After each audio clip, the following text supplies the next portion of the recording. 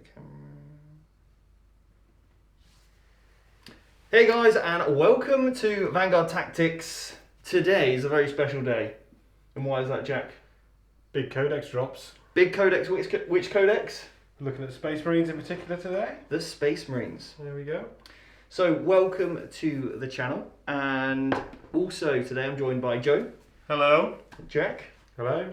And we're going to give you in this show our top predictions, top combos, and also just general thoughts on the new Codex. Obviously a lot of people already have given you what you get, and we want to do that a little bit different. We're not going to tell you exactly what's in this book. We're going to actually give you some of the, I suppose, considerations that you're going to need to think about when you're playing Marines or coming up against Marines. We're also going to talk about the health of the game, our meta predictions, and then also cover some top combinations and things that you might want to consider as a Space Marine player, or if you're new to the game and you really want to take your level to that next, level. If you want to take your game to the next level, yeah, whatever. Yeah, we know what you meant. You know what I meant. Then obviously we're going to share some of our insights with you. And actually what we're going to cover today is all the things that are a Space or Adeptus Astartes. So, but we're not going to cover the Blood Angels, Space Wolves, Death Watch, or Dark Angels specifically, because obviously they're at the moment just wrapped up in FAQs and they're still waiting their supplements. So rather than sort of doing that content twice, we're going to cover today Iron Hands, Imperial Fists, Black Templars, Ultramarines, Raven Guard, Imperial Fists. Did I miss any? Salamanders, White Scars. Yeah. There's still probably more that I've missed. But anyway, that's what we're going to cover today. So obviously, if you are listening live, then please jump in the chat, say hello. And also one thing that I would like to kind of bring your attention to, today is World Mental Health Day. And this is something that we are at Vanguard Tactics extremely passionate about, and we try and support as best as we possibly can, because the reason what we do here at Vanguard Tactics is we donate every single month to Movember, and Movember are a charity which really encourage men's mental health and also their physical health as well. But obviously we do support that, and if you would like to help us in how much we've donated this year, the goal is to achieve £1,000. So far we're very, very close already. I think we're well over the 800 mark. Yeah. And there is a donation link below to our team page. So if you want to help Vanguard Tactics as a team, collectively, it's our students, us here, our events, all that kind of stuff, all the money goes into that pot. And obviously we want to try and promote that. And all I would like to say is just reach out to somebody, speak to somebody. You never know what a good phone call to a friend could do for you. So if you are feeling lonely at this time, it's a very difficult time of the year. It's been a really tough year, 2020 altogether. But look, just reach out to somebody, speak to them, and I'm sure it will help you a lot. Or ultimately, engage with us as well. This is why we do these live shows and things. Anyway, so on to Marines. Jack, what were your general thoughts of the new Marine Codex? So I really like the direction of travel with the Marine Codex, and I think it's a good insight into how 9th edition is going to be formed up. Okay. I really like the introduction of the core keyword. I think that creates a new design space for sorting out certain combinations and just get a little bit more control of how certain buffs work for certain units and things. So I think it's really going to help the health of the game moving forward. Yep. There's exciting new ways to play the Marines as well. Yep. Lots of units have now become options again. Obviously the old school Marines getting the 2 wounds makes them a lot more viable again. Yep. So I'm excited to get stuck in, try those different combos using the new stratagems, the warlord traits, relics, etc. So I think that it's looking good. It's a great place. What about you, Joe? I'm very much the same. I love the new play styles. I like the push more towards like the balancing of the entire codex, so it's not like so broken. So when you come up against someone who might be new to the game, you're not going to just steamroll them. And units that kind of abused like specific keywords, like things like the Centurion, stuff like that, Thunderfire cannons, that put a huge amount of firepower. Now only one unit gets rerolls from the Chapter Master, stuff like that. And also the Chapter Master giving you the 4-up, you get a command point at the start of every turn. I quite like that because it gives you a consistent supply. And also, I love all the love for the old Marines. Because those people who might be coming back to the game now from a long time ago can just dig out their old Space Marine armies. They're good to go. And they're good to go. Where were they before? In their garden or something? Yeah. Shed, loft. Yeah, In just a box under the digging bed. them out from there. Yeah, I like it. Okay, cool. Yeah, I think I agree with both your points, and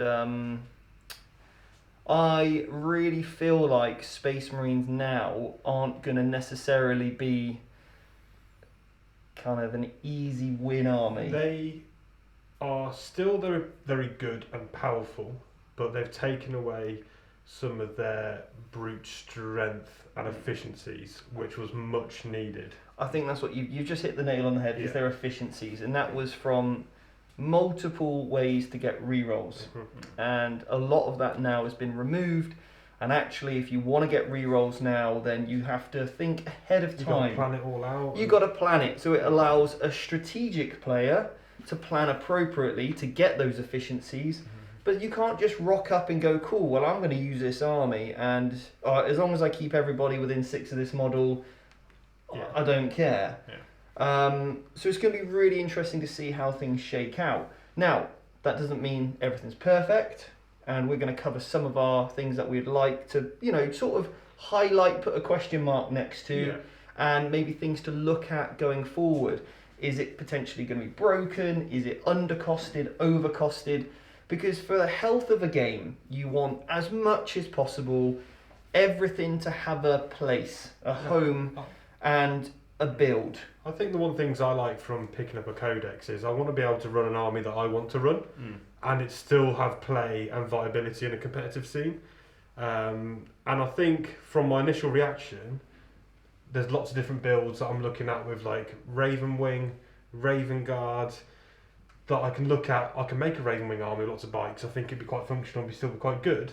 Yeah. Instead of having to be forced down certain avenues because certain units just didn't fundamentally work. So I think it's done a lot balance of internal balancing the book Yeah. to make different things viable now. And actually, in some places, I actually think it may have gone a little bit too far, Yeah. which we'll cover as well. So let's have a little chat about, first of all, how does this help the game? A lot of people have, I think, been unhappy with certain things, and you've got to put yourself in the perspective of, I think we as 3 players, we all have our favourite armies. Mhm. Like yours is Tau, Yeah. yours is Drukhari. Drukhari, Yeah. shock horror. Mine is Harlequins. So all of us have felt that Marines have been very, very powerful. However, we still all have a Marine faction that we like to play. We have a very balanced and fair view of the game, okay? So we want everything to exist in this ecosystem. And I think a lot of people that are just very structured or just very narrow focused in terms of their viewpoint of what happens to their army, and Marines have been a real problem for the last 12 months. Mhm. Ever since their original Codex release back in the summer of last year, they've been winning and dominating most tournaments. We saw them win, most of the GTs. They won the LVO, and they've been a problem child ever since for the last 12 months. So I'm really hoping that not only 9th edition, but with a combination of this Codex, really allows everyone to come into the fold, and I think it will.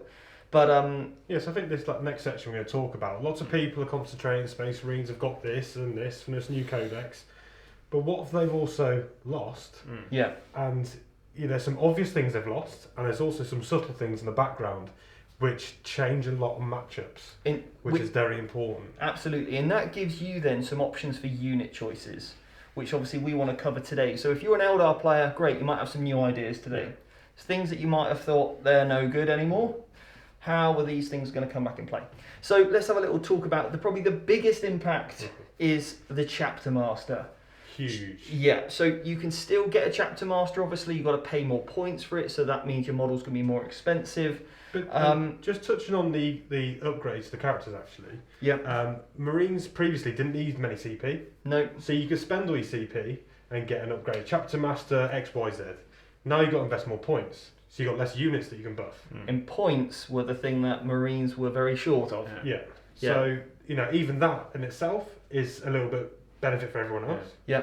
But yeah, but carry on with the chapter master and how he's changed. So the chapter master now gives a reroll 1 aura, which most armies can get, like an Autarch gives it for Eldar, whatever it might be. But then you have to now select a unit that you're going to give your reroll misses to. And when do you do that as well? That's important. In the command phase. Yes, so you got the plan. Yeah. You know where your opponent's going to put it. Which also means if it's in the command phase, and it's in your command phase, am I correct? Yes. So if you charge me, so let's say what the biggest problem before was because it's failed hit rolls, it also works in Overwatch. Right, so let's say you've got a big unit of 30 boys of orcs, they want to charge in and they've got a chapter and a master nearby, no matter what was near it, let's say unit of intercessors, unit of aggressors, unit of heavy intercessors, whatever, they'd all get rerolls. But now you can go, cool, which one did you select? The aggressors, no problem, I'm going to charge those interceptors. So then you can make your charge without getting the ridiculous Overwatch. It also means that if you go first versus the Space Marines and you've got a first turn charge army, you can go after his hard-hitting army units before he gets the buff off on them. Absolutely. Yeah. So there's those ways now as a player to counteract it. Okay, cool. Which one of you just put that on? Excellent. Well, they're going to be my target for next turn because I know you've already played your card. That's your, strongest unit. You feel like is you're going to be your most valuable unit. So actually, you're telling me what you think your best unit is. I'm going to get rid of them. Okay, and great. You can start playing into it. So I want to try and bait that unit out of the range for next turn. Yep. If they want to heroically intervene or something like that, all of a sudden they go in the next command phase. They're not doing it. Yep. Okay, that's a bit of a problem. So I think I really like it. It brings a lot of other things back into the game as well. Yeah. Well, one big thing for me. Yep. Go on. Which is -1 to hit. Yeah. So things like a Latok. Yeah. Flyers. Anything that could basically get a -1 to hit, Harlequins, Venoms, whatever it might be. Lightning fast reflexes, it was kind of pointless having it because a chapter master with rerolls, you took Marines from hitting from 3s to 4s. Rerolling everything. And rerolling everything. So actually they probably, if they were Imperial Fists, would end up rolling more 6s and it would go against you anyway. So now, at least that if you know that unit hasn't been selected as the unit that's going to shoot you, great, then obviously they're not going to get full rerolls. Lightning fast reactions, so they've got a chapter master unit on one. You don't play lightning fast against that unit, you do it against all the rest. Absolutely. So they hit on 4s, rerolling 1s. Or if they're rocking a vehicle now. Yeah. So vehicles with this interaction, the core concept, a repulsor, executioner, which I used to run 2 of in my Ultramarine days. Yeah. Put them next to Gulliman. Fantastic. Re-rolling all my misses. Brilliant. I can move and shoot them. No penalties whatsoever. So that's now a factor, So again, these are all things that I think are really going to help these other units have a bit of play. Those units that are harder to hit are still going to be harder to hit. And it stops what Marines wanted to do last edition was just MSU around a chapter master, multiple small units, fully efficient. Yeah. Now the Space Marine player in his list building stage goes, actually, do I want a bigger unit of this to get the full effect out of the chapter master, but they become a juicier target. Yeah. So I think again that just helps. It's subtle, but it just changes list builds. It makes they're just less efficient again potentially. So I think it's absolutely great change. But it means that they're going to start putting their units to a possible kind of blast rule size then. Yeah. So actually, like a guard players could be actually shooting against Space Marines. I am going to be getting those minimum 3 shots now. So it does make them a bit more susceptible for incoming firepower. The chapter master was such an issue because Space Marines are so popular. Because obviously Call still exists. Yep. Abaddon still exists. But how many times do you see them at a tournament? Yeah. They may become more popular now. Yeah, but because they still get their rerolls, which is fantastic. So Space Marines were 20-30% of the field, all going to have a chapter master in. Yeah. You're always going to come up against it. That's why that -1 to hit might become really nice now. Yeah, so I'm really, again, with the interaction of the core keyword, and the core focus is mainly on infantry and bikes, dreadnoughts, but not. It's kind of like the old what used to get chapter tactics. Yeah. Yes, exactly. It's basically that. So but not characters. If you think back to the first ever 8th edition Codex, it was kind of like infantry, dreadnoughts, and bikes got but your vehicles didn't. Yeah. So it's kind of like we're kind of back there now. It's kind of Space Marines went from having it was weird that the tanks didn't get it, to then having everything with Super Doctor in, so that we've kind of come back into this, hopefully, this middle area. Yeah, but it doesn't mean that tanks are dead, because a Tech Marine could just be like, here, have +1 to hit for a turn. But obviously, if you only pick the one unit, but it means that you might not see triple repulsors anymore. You just might see the one that he knows that he can buff every turn. Yeah. So I think we will start to see some quite more varied and balanced lists, rather than, and we'll discuss this. So, what other things have been healthy for the game? So, aggressors. What? Yes, I know you're a big fan of aggressors, but the big change for them, they had 2 special rules. I am actually smiling under here, not crying, by the way. They had 2 special rules, they're both gone. So, moving, advancing without penalty, and double firing while you're standing still. Cry. So, the double firing standing still was a problem because of Ultramarines and Salamanders. Because Ultramarines could move and count stationary, and Salamanders had a 1 CP strat to do the same thing, and now there's a generic strat to do it. So they kind of had to get rid of it. It was too good. Oh, I don't know what you're talking about. Seemed fair and balanced to me, having a unit being able to put out 120 shots. That seemed fair. So it's a great change. Aggressors are still well pointed, still very efficient. I've certainly looking at them in my Raven Guard list. I'm still keeping them in my ultras because the flamers have got increased range as well. So again, it gives the option of the flamers and the bolt.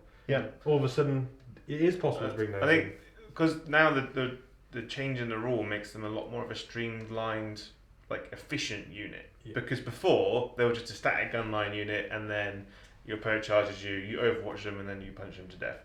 Whereas now they're a unit that can constantly be moving, constantly be doing stuff, but you're not going to just overload on like 15 of them anymore. You might just have the 1, maybe 2 like small units to go and do like objective holder kind of job, stuff like that. But we're not going to see a million of them anymore. Well, I don't know. I still think with just their regular profile with the amount of shots they have, they're still a great unit. They got one benefit, which was they basically a flat damage 2 now, which is great for those power fists. They obviously got the blast keyword for the frag on top. Now that just means that, again, this is something that we teach on the academy, is when you're thinking about your list build, and I'm actually doing a webinar soon, which is going to be open to the public, that you can join if you wish. And all the links to that will be on our Facebook page and blog page. And basically, I'm going to help you review your lists. That's going to be the goal of that webinar. And I'm going to take you through exactly how I'm going to review your lists. And then we can have a really good practical workshop on reviewing lists. And one of the things that I'll talk about is having a toolbox. You want your list to be a toolbox, and you want to have a place for certain things. So, for example, you want a hammer to hit nails in, a screwdriver to put screws in, and whatever it might be. So the aggressors are your anti-horde unit. Fantastic. Before, because they had so much weight, anti-everything unit. Absolutely, because they had so much weight of fire, they could just take down anything they wanted.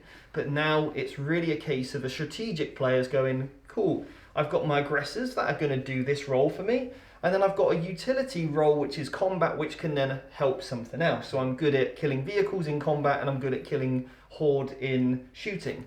Brilliant. That's a really nice, unique piece. In taking some of the power away, because when a unit can fire twice, it's really hard to point cost it. So a competitive player like myself would go, cool, I'm going to take 10 to 15 aggressors because they've got this really good ability, and when I take 15 of them, I am completely abusing that interaction in terms of where their points are at. But if I don't take that many, then actually it's kind of pointless. Then the points have to go up. So I'm really glad that what GW have done is they haven't put the points above aggressors, because they would have become just not really useful and not playable. And I'm actually happy they took away some of their power. So I think it's a really good, place that aggressors are now in, which means that for you, Genestealer Cult, big win. Massive win. Because like it's like if you went up against Ultramarines, they just blow you off the table and they just shoot you to death in Overwatch. If you went up against Salamanders ones with flamers, you're not going to be charging them. And you don't want them just popping up and getting a flat 72 hits on you. For shield drones, for example, for Tau? Yeah, excellent. It's I think You won't see 15 of them anymore, but you may see 5. Yeah. I think you might see a lot of them still in white scars because they still get to ignore. And they can the advance and charge. So maybe. Yeah. But you're not going to have that because I had it in a couple games where I had one unit of 5 aggressors against my Gene Stealer Colt. He was like, I'm going to double shoot. This one's going to shoot that squad of acolytes. This one's going to shoot that squad of acolytes. This one now. In like one round of shooting, he killed like 60 acolytes. Yeah. And it's just like, great. What they could have done is said, like what they have with the eradicator rule, if you put all your shots on one, you get to fire twice. Yeah. Yeah. That means that you cannot go, cool, one aggressor will pick up a 10-man unit of, silly, do you know what I mean, Yeah. of acolytes. Yeah. To go, cool, well if you want to kill 20 warriors, then you're going to have to put every single shot you possibly can into it, but you cannot split fire. That speeds up the game. So that's something they could have done, but anyway, that is what it is. So I actually think aggressors being removed from the powerhouse that they were, toned down a bit, is great. The next one is Thunderfire cannons. So Joe, what's happened with the Thunderfire cannon? So the Thunderfire cannon has gone from strength 5 down to strength 4. Yep. It's only -1 AP and it's 1 damage, and it's the tremor shells have changed. So 2 massive changes have happened. Obviously, it is more expensive now. It's not just I think 100 points, whatever it was. So back in, if we go back a step a minute, in 8th edition it reigned supreme because it was cheap. Yeah. It was tremor shells, Hit on which you could do twos. twice. Yeah, and it was very efficient. It was just like it was an auto include utility piece in your army that also did damage.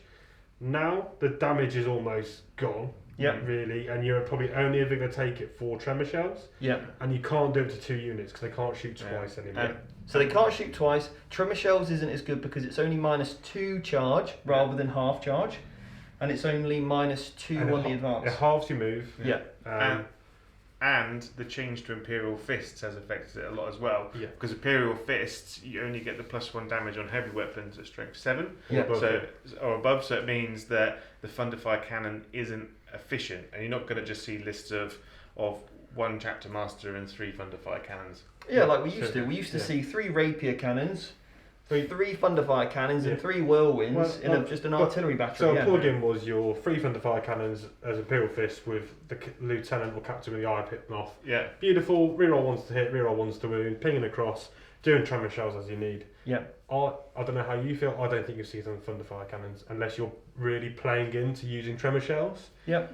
I think you just won't see it. Tremor shells is still a great stratagem. Yeah. You know, in certain matchups, again, it's a toolbox piece now, Yeah. which is great. Something like your opponent's got, 9 grotesques. Cool. I'm going to half their movement. Yeah. Going to half their movement. Going to half their movement. I'm going to slow them down so I can get the game where I want it. I can shape the game how I want it. I am in control of the tempo with a stratagem like that. Which is great. Yeah, it's going to be like you might just see like just the one for dealing with those little 5-man 1 wound units that hold objectives. So it can pick one of those units up maybe, but it won't be as efficient at doing it. That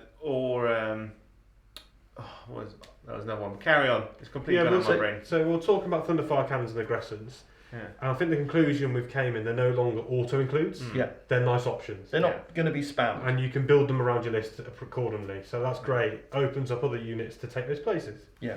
You know, and now like a unit of, like 1 Thunderfire cannon is not going to pick up a 10-man guardsman unit. Whereas 2 of them or 3 of them would just instantly eradicate you off any sort of backfield holding objective that you had. So I think now this gives a lot of utility to other armies to go, cool. So for me as an Eldar player, I can put 10 Dark Reapers back in the field. Yeah. What basically Thunderfire cannons did was they eradicated my ability to take a Reaper because they hit on 2, so it doesn't matter if I'm -1. They got rerolls, they were strength 5, so they wound on 3s. They were -2, so I was getting a 5+ save. 1 wound, 1 damage, cool. Unit dead from just shoot the thing twice, and you just picked up what is a 360 point, unit. So again, this might have a little bit of play. Cool, I'm going to put some Reapers in and I'm going to fire and fade them again. Yeah. It'd be great to see Dark Reapers or units like Dark Reapers back on the table. Yeah. Units of Scourges, because they don't need to worry about the triple Thunderfire cannon list. Yeah. If you play against 1, cool, take it. But like things like Elatok Rangers might come back. They disappeared very quickly once those Thunderfire cannons showed up. So next up, we've got the Grav Cannon stratagem. So the Grav Cannon stratagem basically allows you to reroll all wounds and all damage with your Grav Cannon. So what we typically see is a Grav Cannon in a pod, a drop pod, come down and just decimate units. Or we'd see Raven Guard with Centurions, which would deep strike him with the Grav Cannons. And I think they are 5 shots each, -3 if you had a Grav Cannon is 4 shots each, strength 5, -3, 1 damage. Yep. And if it's got a 3+ save, 2 damage. 2 damage. Okay, so that's been toned down because it used to be D3 damage. Because when you could, well, it's kind of like 6 of one, half does another. It's better now without the stratagem, but before with the stratagem it was ridiculous because you could re-roll the damage. So if you were getting, you'd re-roll all the 1s into maybe a 2 or a 3. So you were just doing a lot more damage. Now a Grav Cannon looks like a solid weapon. With 2 damage, fantastic. You can just put it into a unit and go, cool, I know what I can expect out of this. Brilliant. This now just means that we're not going to see that 1 drop pod full of Grav that's going to go, cool, pick a unit and it's dead. Again, that was another auto-include unit. A unit of Devastators in a pod. I still think Grav Cannons have a place. I like them, especially if you're going into the mirror match against Space Marines. Still have a nice place. But again, not the auto-include. Great. Options open again. Yeah, no, I completely agree. And that was one of the things that it just, they were just crazy. It was just too efficient. It was just way too efficient. You might just see only Iron Hands players using them in drop pods because then they get the reroll ones. Or Ultramarines, they can drop in and don't take the negative to hit. Dark Angels could be quite nice as well. But anyway, they're good.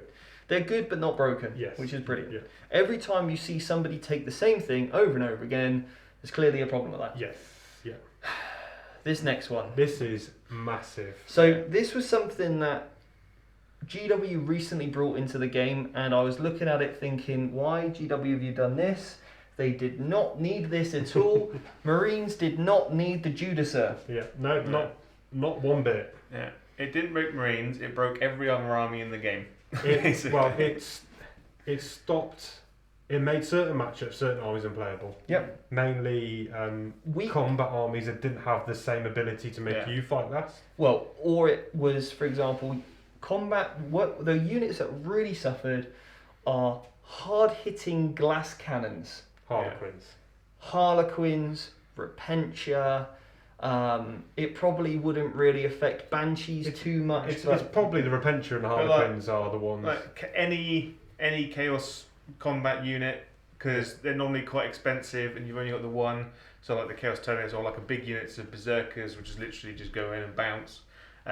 My entire Genestealer cult army was just neutered. I think his previous rule set crazy good. It was just lazy. You go, right, I'm going to put my 5-man aggressors with a Judicar behind it. You can't charge me, fine, job done. And the thing is, what you basically had to do, the Judiciary before, as long as that model had a 6-inch aura, and it was any unit, right? Basically, that came into that aura, you could pick it to say, look, you are going to be fighting last, right?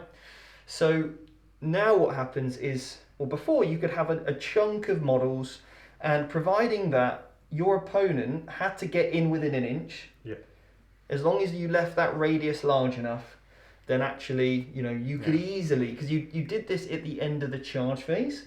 So now what this means is the Judiciary has gone from a 6-inch to a 3-inch. It's not an aura ability. Just another note in your Codex, auras have been defined. This is, I pick a unit.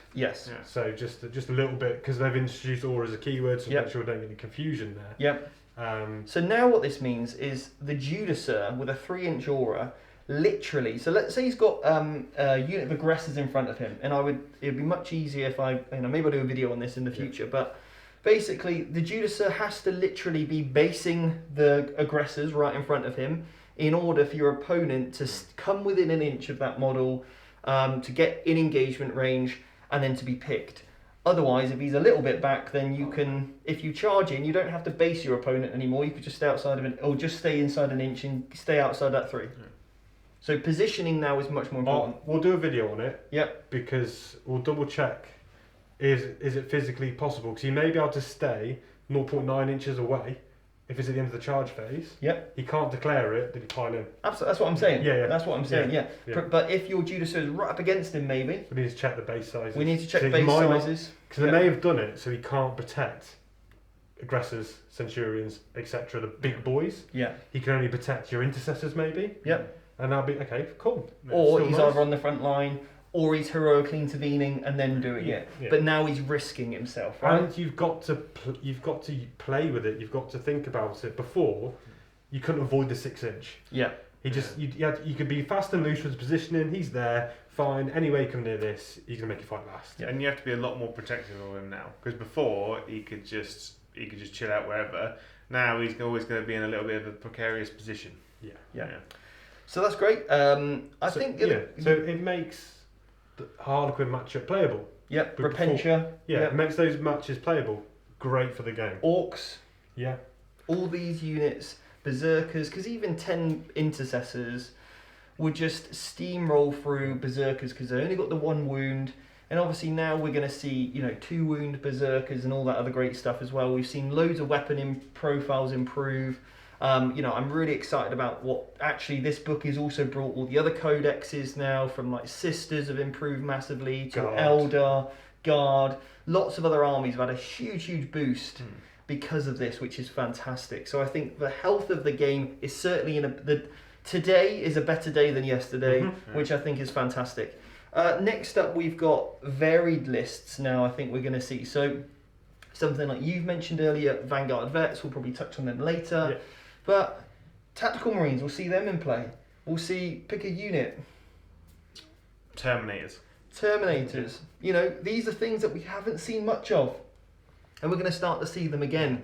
Which now means you cannot just go, cool, I'm going to build against Marines because I know that I'm just going to face against toughness 5, 3 wound aggressors all day long. Okay, so this is healthy for the game. It means if you are an Eldar player, a Genestealer Cult player, an Orc player, a Necron player, you are going to have to think about your list construction, about how do you deal with all these different elements, because we are going to see, hopefully, a lot more varied lists going forward in the future. What else? So Centurions, they've been hit with a nerf bat, quite rightly. Yeah. They don't have the core keyword. Okay, so they're not getting rerolls potentially. So no rerolls. No rerolls? They don't get any buffs from any of the characters for reroll hits, reroll wounds. Mm-hmm. Completely gone. Okay. Brilliant. They are very tough, very efficient unit. There is certain ways that you could buff it, and we can mention some of those with chapter-specific combos. Yep. I think they gained an inch of movement. Ooh. Speedy now. But losing the ability to reroll, they're just not very good for their points cost anymore. Mm-hmm. But at one point they were flooding the tables, weren't they? Yeah. Well, it would be it wouldn't be uncommon to see 12. Yeah. Even 18. Yeah. And that they were lists that, again, when I was going over to SoCal last year, literally this time last year, I think in my final game, I played against 18 of them. I played it again at the LVO in January. I played it at Element Games against Manny. Yeah. It was this list was just prominent, and they were just tiresome to kill, extremely hard, packed out so many shots because they lost their bolter discipline, so they're not putting out, they can't move in double shoot basically.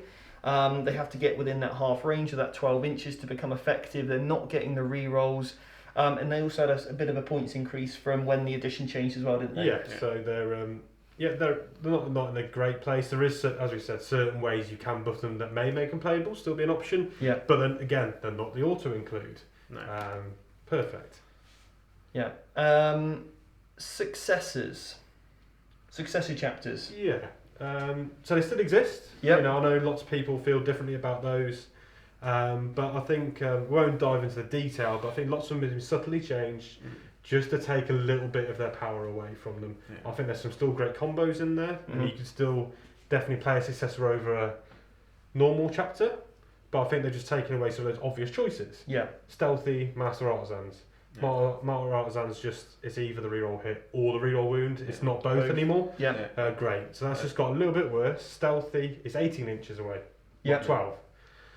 Long range marksman's changed as well because it only affects heavy and rapid fire weapons now, doesn't it? It doesn't affect assault weapons, stuff like that, which means that I know it doesn't affect flame, which is good. But again, they still exist, they're still good. they're not just obvious choices anymore. Yeah. It's you guys have got the book now. You can double check the long range marksman, but it's slightly changed. Yeah. So if you are building lists, just double check your successor traits because it may look on the first read the same. And now actually, before it was a case of, well, I'll just pay my 2 CPs to get a chapter master, and I will go successor because it's more efficient than anything else, and I can just select all the benefits from whatever other chapter I want. Yep. Now it's going to be a case of, well, do I want to do that? Or actually is taking Calgar or Khan or whoever, or Shrike still the best choice to go? And I think that's really what I would like to see more of. But anyway, so I think it's certainly a step in the right direction. I would have liked it to be toned down even further. But anyway, or, again, it just brings out so many different types of combinations that makes the game hard to balance from a rules writing perspective. I just think that, having so many different combinations is very, very difficult. Whereas if you remove those and you just go down to the founding chapters for competitive play, it does make it easier. For Crusade, do what you want, narrative, but I think for competitive play, I'd like to see it just pushed to one side to go, look, you're playing from these 12 options or whatever it is, because there's still enough. There's still enough factions to pick. Next up, Iron Hands. So Joe, how have Iron Hands changed? Having the ability to be in all doctrines for 2 CP is quite good. It means that their heavy weapons can be a lot more efficient throughout the game. But the biggest thing is that Iron Hands have lost all of their abilities, so they no longer Overwatch on 5s. Yeah. It doesn't stack with the Apothecary. That's the biggest change. Yeah, so the biggest interaction here is that what you could have done is gone, right, okay, cool, with the prospects of heavy intercessors coming out, you could have gone, okay, cool, my whole army, if they wouldn't have changed this one thing, which they did, which I'm so thankful, GW, that you did this, you could have put an Apothecary in, Iron Hands, everything could have had a 5+ invulnerable save, everything could have had a 5+ feel no pain. So what we'd have ended up with is 60 heavy intercessors, 2 characters, everything with a toughness 5, 3 wounds, 5 up invulnerable save, 5+ feel no pain, and that would have just been so boring to play against. I think we've all played against the Iron Hands infantry spam. Yeah. And how hard it is to kill. Yeah. It was ridiculous. Yeah. And now it's been toned down a lot. Yeah. Great. Still good. There's still other options of Iron Hands you can take. Yeah. But it's not, in my opinion, that was completely broken as a list. And if you skewed into it, could, as you just said there, boring to play into, boring to play with. Yes. It's not fun at all. Yeah. You've just got basically what is an unkillable army in 9th edition now, which really heavily revolves around holding objectives. And, you see with some of the new warlord traits, or I was doing it with a banner, cool, everyone's OBSEC, whatever, great, cool. You can't kill me, you can't take me off objectives, I'm just going to sit here and I'm going to take while we stand, we fight, auto 15 points straight away, I'll win the primary, and this will be a fun game. That's not tactical for me, because I've already won the game before I've turned up, because I've took the most broken and most efficient thing in the game to the tabletop, and I'm just going, cool, here it is. As long as I don't make any stupid mistakes, I'm going to win this tournament. So again, I'm really glad that they've changed that. I'm glad to see Iron Hands don't get as many benefits because they were ridiculous. But there's still some good plays in there, which we'll discuss later. Anyway, so next up is the change to Imperial Fists. You mentioned it earlier, which is what, Joe? Yeah, so Imperial Fists now, they don't get the bonus on all heavy weapons, the +1 damage. It's only on strength 7 and above, which is a huge buff for the whole game, because it means that you're not just running a million Stalker bolt rifle guys who can wound knights on 4s or 5s if you've got the chaplain and the stratagem, or just wounding any vehicle in the game on like 3s and then just deleting it turn 1. Even it was crazy how you could have 9 eliminators, and with straight shots they would do D3 damage +1, and if they rolled a 6 or mortal wound, and if they forego their sergeant's ability. They get +1 to hit and wound. Any 6 they would roll would be, because it's a bolt weapon, because it would then populate. So now you've got these sniper rifles that are just doing sheer amount of mortal wounds and also damage in addition to vehicles. Yeah. You had Thunderfire cannons, like I played against when Jonesy seized on me at Element Games, and he had 3 Thunderfire cannons, and he went, cool, this Thunderfire cannon, cool, killed that Crimson Hunter. Next one killed that Crimson Hunter. Next one killed that Crimson Hunter. Yeah. So he had artillery killing flyers. It makes no sense in the game. Yeah. It's not thematic whatsoever. So seeing them just go brought down. So yeah, but they've nerfed that, but then they've also given you something back by being able to stratagem to put something back. Yeah. With all doctrines active. Yeah. But they've already caught the potential problem with upping that strength bracket. So you're not doing it on unit centurions or heavy bolters or whatever it might be to get the real raw efficiency out of it. It's to help your las cannons. Your auto cannons. Your plasma cannons. Those weapons that can sometimes feel a little bit lackluster. You know, on a d6 damage roll, and you roll that 1, if you're me, obviously, and you roll a las cannon shot, it's a damage 1, at least it's damage 2. Yeah. I'm getting something now. It kind of feels like GW are pushing the chapters down their fluff route, as it were. Yeah. Iron Hands are now the Dreadnought army kind of thing, the vehicle army. Like Imperial Fist, they're the siege guys, but we're going to actually make them use proper siege weapons, heavy weapons, not just bring down a building with bolter fire. Yeah, but doesn't mean that their bolters aren't good. Their bolters are still very good. They still explode on 6s. So. Yeah, but again, that's great for like those Crimson Fist players that that again suits their lore with going against hordes and things. Brilliant, they're going to get those extra shots. Transhuman. Transhuman now only works on Primaris Marines. So I think there's a bit of good and bad in this one. Yeah, they took away and also given in another hand. Yeah, so now it's 1 CP for 5 or less models and 2 CP for 6 and above. I think this is going to get almost immediately FAQ'd. I hope it does. GW. So if you're in Gravis armor, it's 2 CP. Yeah. Yeah. Or 3 people, 1 CP. The problem is. The problem is that obviously you can just go, cool, well, I'm not going to take 6 aggressors, I'm just going to take 5. Because I can because you never actually want to take a 6th man anyway. For blast keyword, coherency, etc. For the 2 biggest reasons. Coherency is an issue, okay, because now you have to have 2 models within 2 inches, whereas if you just take 5, they can all spread out in a nice conga line, okay? And also, people don't get the blast keyword effectiveness against you, which we're going to talk about with one particular unit in a moment that makes Space Marines ridiculously broken. So avoiding blast is really, really important. So you're only ever going to take a 5-man unit of eradicators. Anything in Gravis armor is going to be 5. Blade Guard are only ever going to be 5, whatever. So also it means that your Blade Guard can then go an impulsor and a character can tag along. Yeah. Great. So yeah, again, that's fantastic. And just quickly on that, impulsors have also changed as well for the better, along with other vehicles, which we'll talk about slightly. But Transhuman, I really feel like needs to change to 2 CPs if you're in Gravis armor, and 1 CP if you're, just a regular Primaris Marine, whether it's an Incursor Infiltrator. You know it. But anyway, I think that's a... But that means I don't get it on your Vanguard vets that have got very good. Yeah. Great. Yeah. They haven't got all the toys. They got better, but they haven't got access to that ridiculously good strategy. Sanguinary Guard, Wolfen, whatever. Yeah. Perfect. So just to quickly talk about this next, vehicles, impulsors, repulsors.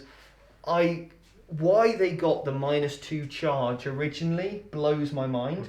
It just completely nullified and shut down combat armies, because charging from deep strike was hard enough.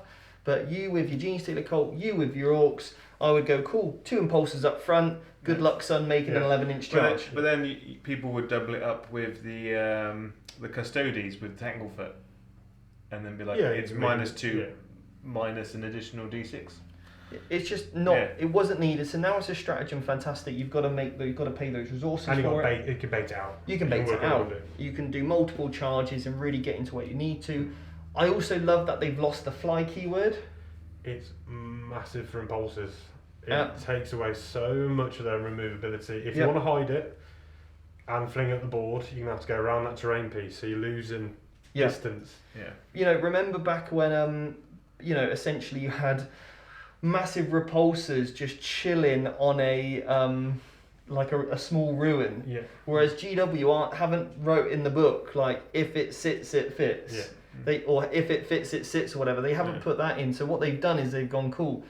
This now means that we don't need to worry about the if it sits it fits thing, because a Ravager could still go up on a ruin. That's cool, you know, because it's a light skimmer. Yes. Whereas a massive repulsor the size of a Land Raider cannot do that, which I think is great. It means that it can't start the game on top of terrain either. Yeah. Because before it'd be like, oh, I'm going to put all my infantry in this building, and then the tough thing can just plop on top and then float away. I really hope they do the same with the Custode tanks in Forge World. I hope that, like, you know how the AdMech things technically hover, but they don't get the fly keyword. I'd like to see that more across the board with some of the big vehicles, except if they're Eldar, where they're meant to be faster. And again, it fits the lore, right? It gives them their uniqueness. Like the guard tanks don't fly. No. So the Space Marine tanks traditionally didn't fly. No. And also just on that note, the Impulsor's invulns changed to a 5-up. Brilliant. So it's not this. It's just his resilience has dropped a fair lot. Yeah. So you can more reliably pop it open and start shooting the boys inside.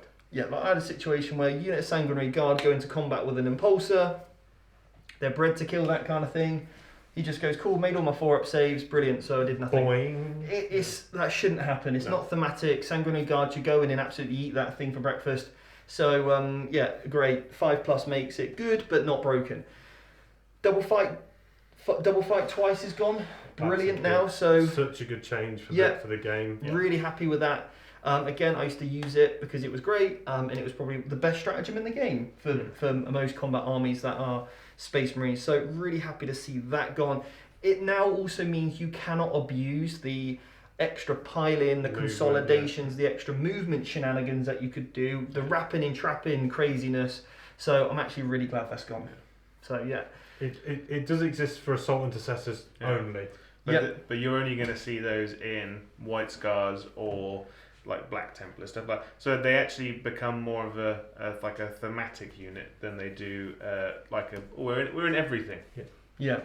So next up we've got points increases. So general points increases across the board that we saw anyway when the edition changed, and there has been some points changes based on different weapons cost different things based on the unit you're putting it on. So if you've got a really powerhouse unit, you pay a little bit more of a premium for that weapon. I think that's a good step in the right direction. Definitely. So just my Raven Guard list it was 1,900 points. Is now 2,000 points. My Dark Angels list was 1,800. Now it's 2,000 points. So 100 to 200 points is probably going to be the average. So just again, there's losing a little bit more efficiency in there. Yeah, we've had a few questions in the chat. We will jump into your questions ever so shortly. We're just going to finish off this segment with 2 more things, and then we'll dive in and answer your questions before we go into our next segment. Okay. So next up, Scouts have gone to Elites. Makes a lot of sense. It's a little bit more thematic. You know, in Blood Angels, you went from being a Scout Sergeant to a captain, a Death Company captain. That's exactly the transition you made in life. That was your life choice. Scout to, but now that's gone, and actually Scouts are now an elite choice. So if you want a bit of cheap early board presence, you want some units to do some actions for you, and whatever, you want to get them in corners of the table, cool, you use your elite slot. I still think they've got a place, but it just again removes the efficient, cheap troop choices for your battalion out. You just got to spend a little bit more points on the Tactical Marines because they're now 90 points for 5. Yeah, rather than, so Tactical was 70, weren't they? 75. They've gone up 15 points for 5. So you're now looking at, let's just look at this in a big picture. So obviously that's what we like to do here is look at everything. I hate talking about leaks because it's kind of pointless. Until you have the entire picture, the entire book in your hand, it's very silly to start talking about leaks and things because so many things can change. So let's look at this. Chapter Master up 40 points. If you want to take a Chapter Master, you pay a premium for it, 40 points extra. Yeah. If you need to take 3 units of Scouts to 3 units of Tactical Marines, that's another 45 points. Yeah. So you're now looking at, in total, that is over the course of 3 lots of 15 is 45. So now you're looking at, you've just lost 85 points off your top line of how many you can include. Yeah. That's a unit you've just lost right there. But it also means that, like, if you're writing your list and then the points get a little bit tight at the end and you're like, I really need this unit to go in, you start to think, how much do I need that chapter master? Yeah. Do I need this unit more? So you might not even see the chapter master all the time because people might think that, like, a few extra guns in a unit will be better. Hey, units win games, not characters. Yeah, Simple as that. I think scouts were 60 points. There's 60 points now, and Tactical Marines 90. So that's 90 points in just troops. To get your minimum battalion, 270 points of Tactical Marines now. Yeah. And that's it. And that's like your minimum spend. Yeah. Because you need all those slots available. Yeah. So great, you're just losing that again. Squeezing the efficiencies down, they're losing a unit, they're losing an aggressor, they're losing a Vanguard vet here, a eradicator there, a blade guard there, perfect. So excellent. But it might mean people might start looking at Tactical Marines and be like, well, how do I make an army of Tactical Marines? Like if I have to take these, how do I make them good? What? Sounds like heresy to me, taking Tactical Marines, you Well, crazy fool. Yeah. Anyway, so, but that would be great, right? Let's actually see some proper armies on the table. Yeah. Next up, this is a very different topic, but the World Team Championships. What does this mean for the World Team Champs? So if you're not familiar with the World Team Champs I had these guys on the podcast previously, and I've been very fortunate enough to play in what was called the ETC, and now it's the WTC. Basically, I played in the singles events there, and then I also captained the United Nations team. Why is this so important? Because this is the World Team Championships of Warhammer 40k. The best players arguably in the world will go and play there. They'll be selected to play for their country, and then they will, get to basically show off what they can do. But the great thing about the WTC is that they say you can only have one player of your team of 8 using one codex. Okay, so now this book means that the difference between a WTC if there wasn't COVID, because obviously it got cancelled, we would have probably saw one player on Blood Angels, one player on Space Marines, one player on Dark Angels, one player on Space Wolves, because you could, right? Now, no. This means that for the WTC, we're only going to see one Adeptus Astartes player, which I think is fantastic. The best Space Marine player from every single country will get to use this book in their favourite chapter, which is excellent. Which means then the 7 other options are going to have to be a Chaos, a Gene Stealer cult, whatever we want, great. Right? We've got more variety in the game, and I would love to see more team events in the future. I would really like to see that because, oh my god, it's just so much flavour. It means that when you look at all those tables, like across the room, it's not just going to be variation. Space Marines versus Space Marines. You're going to see those armies and those lists that you just don't see anymore at all. Just because people will be like, oh, like we don't normally take a Gene Stealer cult player on our team, but it might be worth putting them in because they're really good against fighting Elder or something like that. Just so you could just chuck them in as a good counter unit. So we're going to go on to our next segment ever so shortly, but we're going to dive into the chat and answer your questions. So Obsidian has said, tell me about what you're doing with the Raven Guard post-aggressors, Jack. What are you thinking there? So Raven Guard, Vanguard vets. I've got 2 big blocks in. I've still got unit of aggressors in there. But with the flamers, with the redeploy warlord traits, I can bring them up turn 1, and I put that on an apothecary. So 6 of feel no pain.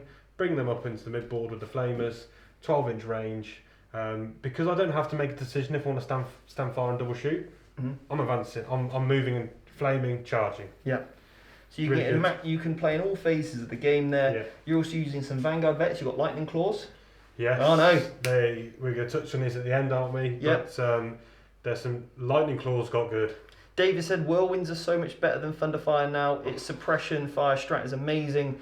We're going to talk about why next segment. In our next segment. I don't like it, but we'll come on to that shortly. Chap Davis said, I'm thinking support weapons more than Dark Reapers. To be honest, can't see Rangers.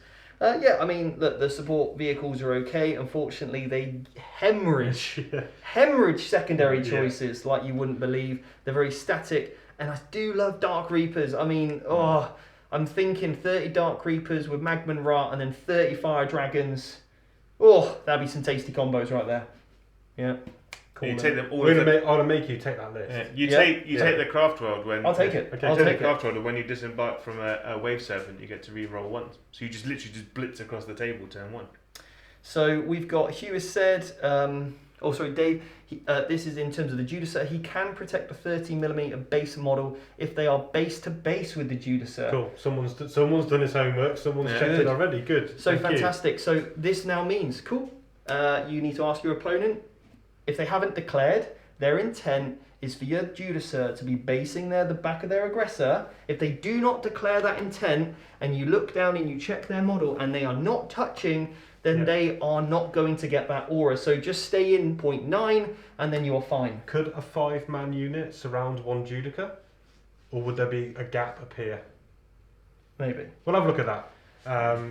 Yeah, we can look. We can do a little video. We'll probably put it in the academy as like an advanced tactic in terms of how these auras will work. But again, really, really nice. And this is why it's so important to declare your intent. So look, I don't hate Judiciaries. So if you're running one, just declare to your opponent, I'm basing my Aggressors when I move. Now this also means if you advance your Aggressors, if you're a White Scar, right, and you don't roll enough on your advance from the Judiciary, and he literally cannot make it to base, you go in the next turn and you pick them up. Yeah.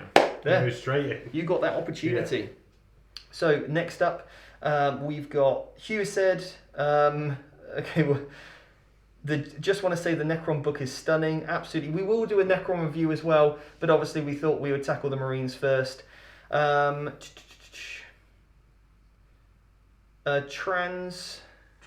I guess. Can also be used on Primaris vehicles like the Invictus, which seems unintentional, potentially. Thomas has said, love that you actually waited until you actually have analysed the big picture and therefore not just read the PDFs up yet. Thank you very No, that's exactly what we try and do, Thomas, is, look, we try to be a competitive channel that's not just going to tell you what's broken, but we really want to, discuss the big picture. Look at it. There's no point just missing the wood for the trees, as I like to say. So we like to bring everything in together so we can give you a balanced, fair approach. Because we want to support all aspects of the hobby. I want all factions to do well. I play loads of different factions, so I want to be able to I love playing 40k. Like, it's so good for my mental health. I love it. It brings me loads of fun. So I want to be able to go, cool, I want to play that army today, and I want to put it on the table and have good fun with it. Yeah. Okay. So you can transhuman on the vehicle. Yep. It could be a mistake, but they've also just given that to Necron vehicles. So maybe it's FAQ watch, isn't it? Yeah. But it could be intentional. I would have loved it if they just built that into the Land Raider. Yeah. Oh, big call there! Ooh, that'd be tasty. Next best thing, Come on, GW, give Transhuman inbuilt to Land Raiders. Let's see them back on the table. I want us to have 3. Hugh said, unsure if you guys are doing questions, but if you'll give a fight twice to certain chapters in the supplements, maybe like Blood Angels or something. But if it goes, I'm guessing it'd be locked to a unit. Specific units, yeah. Apollo 111 said, what happened with your Gravis army now, It's on Stephen? eBay. It's on eBay. There is a video somewhere of him out back just wailing on it with a hammer. You mean my 15 Aggressor list? Yeah, that fluffy one. That real fluffy one. To be honest, it's on the shelf. It looks beautiful. And I'm probably going to be bringing it to a table near you soon. So do not worry. Or what we might just do is just play a real fluffy game. We're going to reenact the Damnos campaign, and we'll just do Ultramarines versus Necrons. What's he talking? I don't know, mate. I've got no clue. Read a book or an audiobook. Listen. So in Ultramarines, and there's a great bit in Damnos. When you say read a book, a Warhammer book. Right. Okay. There's a great bit, right, where Calgar picks up one of those Doom Arc things and then just starts shooting other Necron things. Brilliant. I love Hugh's next 2 comments. Yep. He's read 2. He spent 2 hours reading a Necron book, 30 mins on the Space Marine book, and he's gone in big. He's gone in big. So Necrons are stronger. Oh, big call there, Hugh. But then he's also then caveated that by, I didn't really read the Marine book. Love it. I'd stick with your convictions. Stick with it, Hugh. Now, Hugh's on our academy, so I am going to give him some stick here. But there are a lot of Warhammer trolls out there, right? And this is like a classic. Steve, you don't know what you're talking about when it comes to Blood Angels. I don't play the game, but you're wrong. Okay, cool. Or right. Mathhammer says this. Yeah. And we all know that Math Hammer does not apply to when you roll a dice. Math Hammer is a tool. It's not the game. Math Hammer abandons reality when me and him play a game. We played another game system last night. Steve nearly killed me with my own dice. I was like, probability to hell with you. Giuseppe, so glad you mentioned the WTC change. It's huge for team tournaments. TOing one in November, absolutely. I think it's going to be fantastic. So yeah, Incognito said you realise the mask doesn't help much if you're still that close. Jack and Joe are both in a support bubble. So yeah, and also where we are in the building we're working at, it's law. Everyone has to wear a mask all the time. Yeah. So although we are in a support bubble together, because we live singly, so it's fine. But yeah. We just have to wear it because of the interactions here in the building. And also we wanted to show our support for wearing a mask as well. So that's kind of why, although technically we wouldn't need to because we are in that support bubble. Alberto has said, any thoughts on Dark Angel's Terminators now? Permanent transhuman physiology seems broken. I do have an opinion on this. Go on. I think lots of people got very excited about it very quickly. Yep.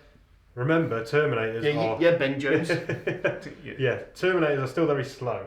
Yeah, and also this FAQ for them is only going to be relevant for a month at most. It could be out, and they go, oh yeah, it is broken, and it's whipped away. Yeah. So I wouldn't go out and rush out and buy 30 Terminators unless you're looking at a founding chapter, or if you like them. Yeah, if you love them, great. When did the FAQ come out? Wednesday? Yeah. Thursday, Games Workshop had a very good payday. Yeah, I think it is good.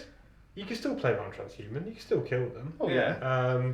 Put more shots in. But at that point, you could play the game. If you've got 30 Terminators, that's about your list with a few characters, and you just play around it. Thing is, though, you don't kill them. If you absolutely love Deathwing and Terminators, it's like your favourite army. It's like my moment has finally come. Yeah. You can really enjoy it, but I wouldn't rush out and buy loads now.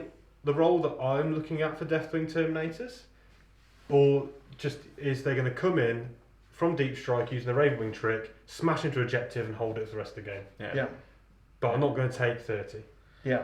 Yeah. And it's like with the Deathwatch, I've got an Indomitus box, like still on sprue, and loads of Deathwatch sprues at home. And I saw that FAQ and I was like, just slide those out of the window of my house. But I'm just going to wait till the book comes out and then I'll make my decision on what I do with them. Hugh said, in seriousness, do you feel it's even worth building Blood Angel list right now if you aren't playing an event before the end of the year? I still think it's worth it, okay? And we were going to talk about how to prepare for change mentally. So if you read any review so far from any YouTuber that I've seen, everybody said Blood Angels are in the bin, they've been hit with the nerf bat, blah-de-blah-de-blah. Okay, there's been a lot of salt in the Blood Angel group specifically. They've lost a lot of their tricks, a lot of their toys. So here's the thing, here's my opinion. As a Blood Angel player, I've written a list straight away. Yep. And everything, this goes back a little bit deeper than just this Blood Angel Codex, and I was telling you this last night. I've had a few bad things happen to me in my life, okay? As we all probably have. And what you can either do is let that control you, or you can take an action to change it. There will be a silver lining in there. So what I did was I took that mentality and I thought, right, what is the Space Marine book giving me? Okay? And a lot of the tools that I didn't have in the Blood Angel book, Space Marines have given me. Okay, so I've got rid of the tools I didn't need, or now are redundant or not needed, and I've replaced it with tools that I did need. My Blood Angel list, I'm confident to say that if I went to a tournament, I would still do very, very well with it. Would I win the tournament? Well, I wouldn't know that anyway. It'd be very arrogant for me to say I'd win a tournament, but I'd have a very high possibility of succeeding my usual win rate, I would say. So I don't think it would impact my playstyle. I don't think it would really impact how I play the game. It wouldn't really impact how I score. So I still feel like my success at the table would be roughly the same. Blood Angels a week ago to Blood Angels now, I feel like I'm still in a great place. So absolutely, write a new list and I'm going to be doing a lot more videos in detail about my Blood Angel list. And I think it's getting familiar to the new points, so what fits in the list Yeah. as well. Get used to that, because you'd hope that there won't be too many points changes with this Blood Angels, because it's before Christmas, isn't it? Yeah. So you probably get used to what fits in, Warlord traits, relics, and look at that. Test a load of stuff out. Yeah. And then go, cool, well I tried that, load of junk actually. I'll put this in. Oh, Space Marine supplements give me some new toys. Well, cool. Well, actually, this list was really working. Let's keep 80% of it and I'll trial out 20% of the new shiny stuff, right? Rather than going, new shiny, new book, what, you'd be heads a mess. So my gut feeling is lots of the character data sheets are probably in their near their final form. Yeah. But I think they just plucked out a few stratagems just to give you something. Yeah. And they may rush that a little bit. But I think, as you say, crack on. Try some stuff. So let's move on to the next segment of the show. Here we go. So we've got problems. So this section of the show, problems, FAQs, question areas that we see. So look, we're not saying any of this is broken, but it could be a problem for the future or something that we'd like GW to look at. The first one on our list is Inceptors, so Plasma Inceptors. They had a slight points increased, but they have the blast keyword. I think they're fine. You think they're fine? Shock horror. That's funny. I think. Well, go on. What's your real opinion? No. So yesterday we had a quick test game from what we knew. Necrons v Space Marines. Yeah. And my Plasma Receptors one-shotted a unit of Lich Guard. Yeah. Why is that?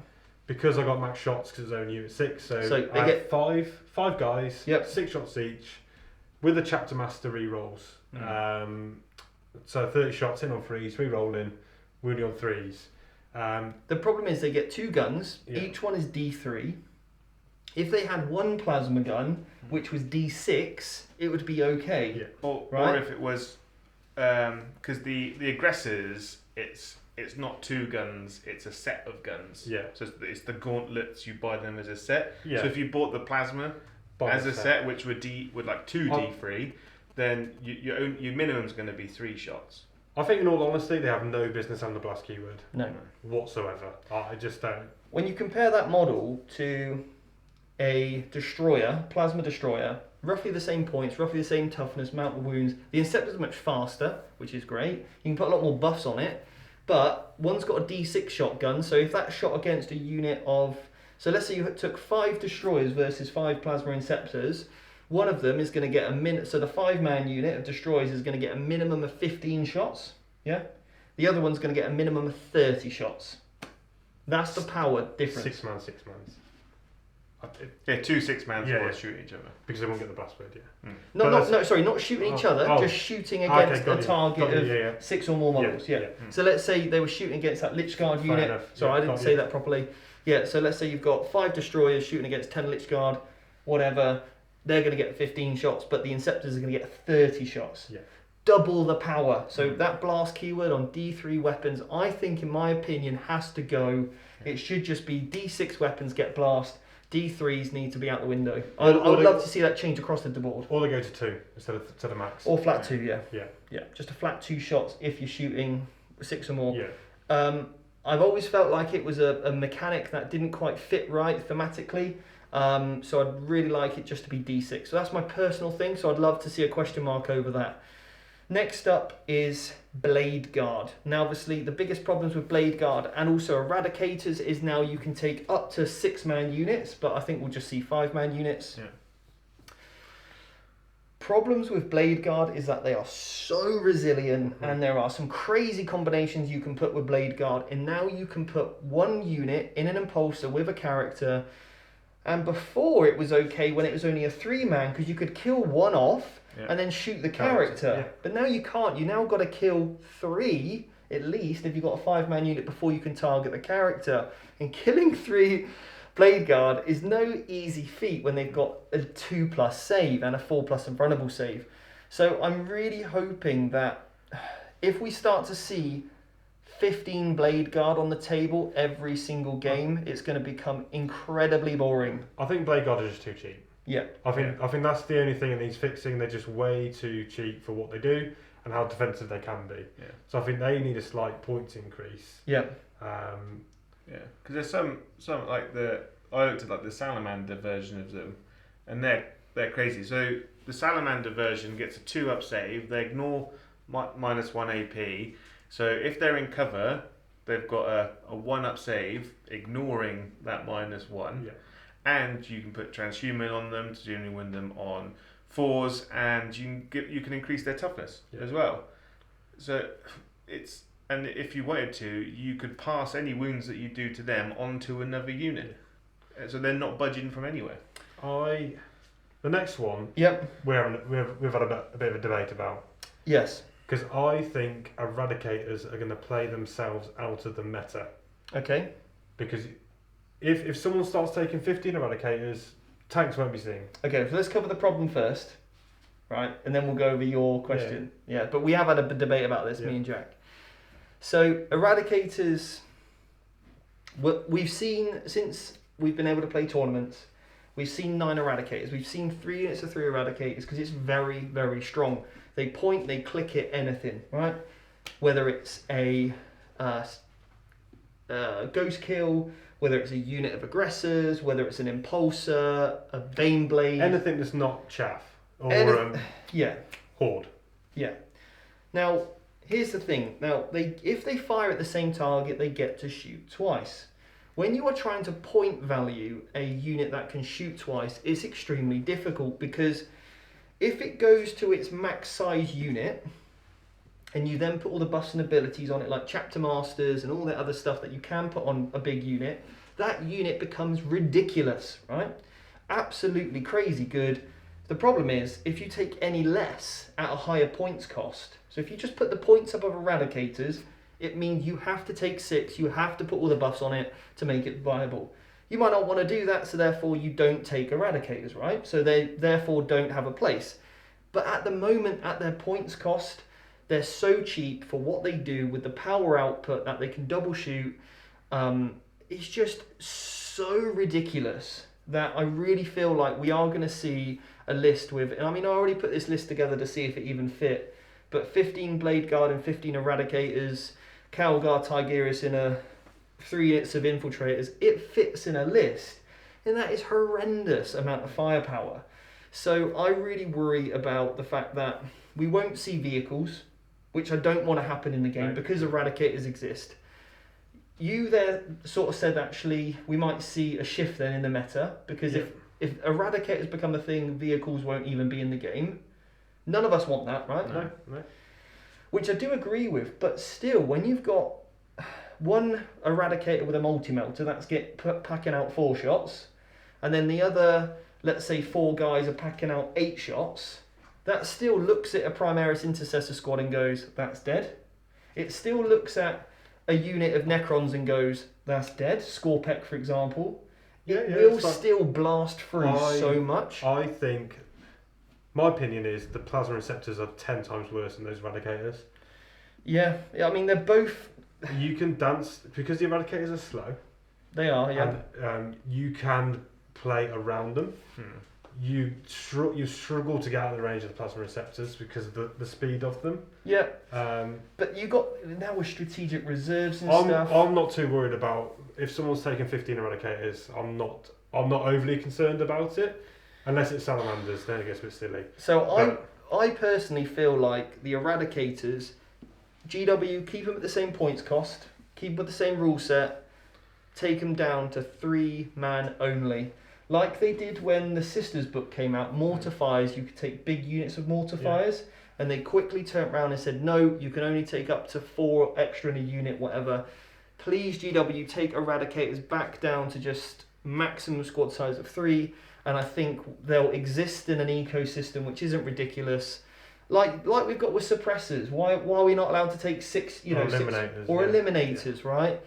It means that then actually we're going to start to see some varied builds. We're not just going to see spammed of the same model. We will see, now there's a choice. Do I take 3 Eradicators or do I take 3 Eliminators? What am I taking? Yeah. But otherwise it's just like, well, I'm just going to take Eradicators and I'm going to fill my boots with as many models in that as I possibly can. We don't want that. Yeah. Make a Space Marine player choose their units, make them use their brain in the list discussion, in the list building phase, put them in as a toolbox piece, and I think Eradicators will be perfect, but it's 6-man units, big old problem. The next thing is the current wording on the ATV and the Apothecary. So what's the problem with it, Jack? At the moment, the ATV has the bite keyword, so the Apothecary can A, heal it, and B, bring one back a turn. And they're quite cheap for their points. It's just an immediate FAQ watch. There's been lots of chatter about on the internet about it, and I think the community at large all agrees that it should not be able to be returned and healed. How they do it, don't know. If they remove the biker keyword, give it the vehicle keyword, whatever, but I wouldn't rush out and potentially build a list around that mechanic. How many points is it? It's like 80, 85 But points. on the flip side of it, if you give it the vehicle keyword, will then no one take it, because then you're giving up loads and loads of points on bringing it down. It might, the Apothecary might just explicitly exclude ATVs. Yeah. Whatever. Fine. But I think it will go. Or bringing back an 85 point model for free. How many wounds has an Outrider got? 4 wounds? Yeah. Okay, cool. We just need to say an Apothecary can bring back an infantry or bike model up to the maximum of 4 wounds. Yeah. Done. Yeah. Like, simple. Yeah. Problem solved. Yeah. So that means if there's any other things that come out in the future, you know, we're not going to have a 5 wound bit of kit pop back to life, or a 6 wound or 10 wound. It doesn't need to happen, okay? So, I think that would just be a simple fix. Like you said, let's not go out and buy ATVs. Unless you like them. Yeah, I mean, and you want to run them. Don't spam them. But don't buy them because you're planning to use the Apothecary to bring it back. Yeah, because you might get disappointed. Because otherwise, what I would do is take a Sanguinary Priest with Blood Angels, Dante, 18 of the. What's the most I can take? 9. You can take 9. Yeah. So I'd take 9 ATVs. The whole thing can move forward. I'll bring them back to life. Get all the rerolls from Dante. Yeah. Beautiful. So. That's not my Blood Angel list, by the way, before you start thinking that is, okay? But, you know, anyway. So, the Whirlwind. Like we said, Games Workshop, you gave the Judiciary to Marines and they did not need it. So you took that away, which was beautiful. And you said, look, you're going to have to work for it, Space Marines. But now you've said, it's okay, have this tank and it can shoot something and make it fire last. Yeah. So, and it shoots the entire length of the board. So it's not as bad as the Judiciary in its previous, because... And it's not as bad. You've got to pay for the resources. You've got it's to a stratagem. spend a CP. Yeah. And you have to shoot it. You have to shoot it. So if you've not had a chance to shoot it, yeah, you can't make someone fight last. Yeah. You could play around it. It's still very, very strong. It's nowhere near as good as the Judiciary was, though. It does mean you're going to need to have 2 combat threats, because it can only shoot at one of them, so at least you've got another one that can do something. Thank God they took away double fire. Thank God they took away double fire, because then you'd need 3 combat units. But it just means that now, like, let's say that guard player with 6 Bullgrin, they're an obvious choice for that fight last. So I don't feel like they really needed it, because Marines have the inbuilt durability to take a punch, right? Yeah. They're a Marine, they can take a punch. Let's not make them super quick in, like, I don't know. They didn't need it. It's very good, but it's not. It's still a tone down from the last position of the Judiciary. Yeah, but the problem is now with the Judiciary and the Whirlwind and the Collector's Assassin, which I love. Just no one's fighting. Everyone's fighting. I'll tell you what, you can fight in 3 turns time. Okay, that's what it just means that combat armies that aren't Space Marines are just in trouble again. It doesn't make any sense. Yeah. At least with that one, you can play around it. You can. So at least it's not all doom and gloom, but it's still very good and probably unnecessary. But if you're a combat army, take 2 of that unit now. Okay, that will solve a lot of your problems. And it takes some artillery that can kill a Whirlwind. That's another option. Yeah. So there's ways to counter it. If you're in deep strike, you can't be even shot by it. Yeah. Cool. So, very nice. There you go. Yeah, beautiful. So I'm going to return my Whirlwind because I've just got. I know how to get around it now. Yeah. But no. So you're not going to worry about it with your Gene Stealer Colt. So coming from deep strike or reserve. Yeah. Kill it with your artillery, get a cheeky alpha strike on, or have 2 combat units, or bleed them as CPs elsewhere. Does it? So there are ways, but it's still ridiculous. Does it affect units with the fly keyword? I'm pretty sure. Because obviously Tremor Shells didn't. I'm pretty sure you do what you want with it, to be honest. So next up, while Jack's looking at that, is the Chaplain Litany that gives +1 to wound. On a combat unit, I don't like it, and the reason for that is because it basically makes... I'm smiling under here. Well, it's just not... We don't want Chaplain abilities that essentially give another chapter's ability to it. So what you're saying is, look, Raven Guard unit or White Guard unit, it's okay. You can be a Blood Angel for a turn, or you can be this unit. You know, it takes away the whole purpose of having that chapter. So apart from just the colour scheme, the thematic, the lore and all that kind of stuff, which is great, but still, I really feel like Litany should be different to all the other chapter abilities so that we're not having this kind of crossover effect. Suppression fire, you just got a legible target, you got to hit it. So Okay. you can't do it on characters, Okay. so that's another way you can get around it. Mm-hmm. And you can't overwatch as well. Okay. Which is, But it could be a knight or whatever. yes. Could be a Titanic, yeah. Yeah. See, I don't think... FAQ watch, I would love Titanics. You know, a knight's not going to get hit by a He's not going to be whirlwind. bothered by that, it's just brush it Off the shoulder, he ain't going to be like, Like, no! Yeah, you could already see that happening, couldn't you? Straight Yeah. FAQ, not Titanic, maybe Yeah, vehicles. absolutely. So, yeah. That big knight. This next one. You can take up to 4 warlord traits In 2,000 points. in a 2,000 point game. Now, that does mean 2 warlord traits have to be on the same character if your supplement has it. But 4 warlord traits can get a little bit crazy with some of the crossovers from some of the other books that are out there. Because like Blood Angels, Space Wolves and that lot just said, look, you ain't having your Codex anymore. Here's an FAQ until you get your supplement. But all the others like Ultras, Raven Guards, Salamanders still exist in this ecosystem, and there are some crazy, ridiculous combos that you can, which GW may not have even play tested, which they're going to have to watch out for in, let's say, 3 months' time, because it's going to take a bit of play testing, and the people that are looking for those efficiencies are going to find it, and we're going to end up with 4 warlord traits on the table, which just is going to be a headache to keep track of. Yeah. And a headache to manage. What warlord's this one and what ability? It's like, well, you know when you play knights and it's like, well, what does this one do? And what one does this one do? And what?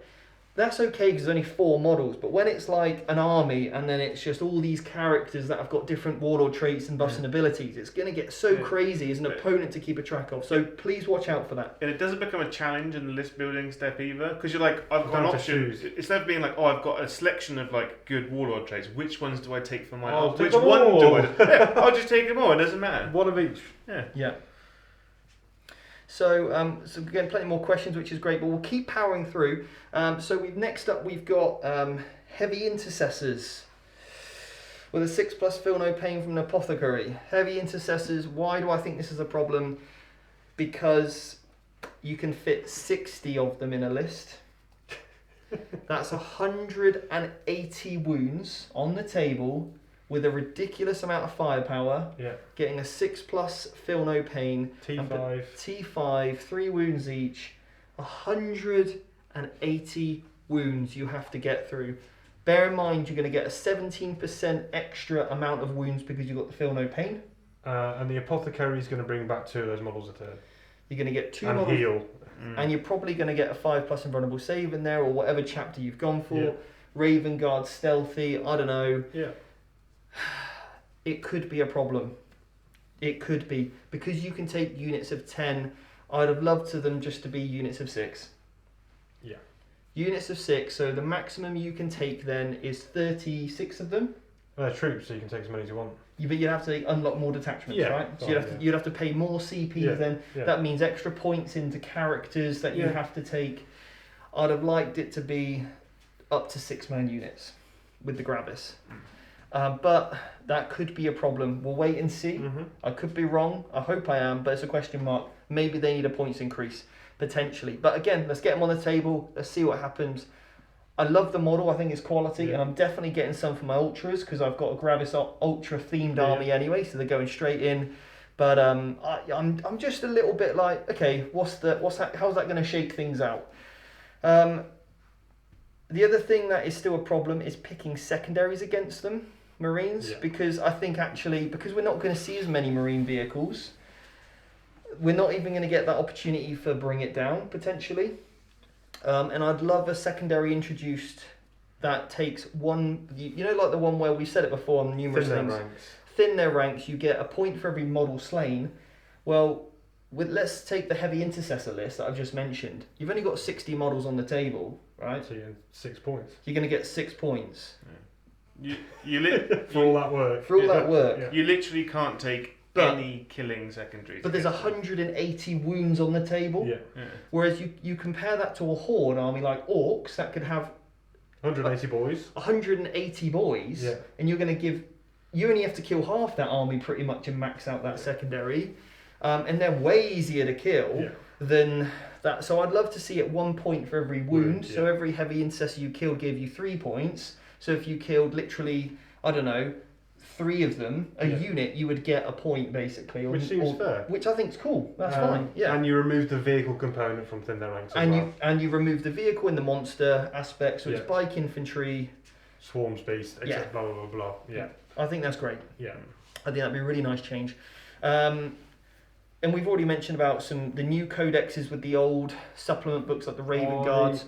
Crazy combos in there, right? I would be prepared, because typically they bring an FAQ 2 weeks out after the codex. Yeah. I wouldn't be surprised if the supplements are also FAQ'd at that time.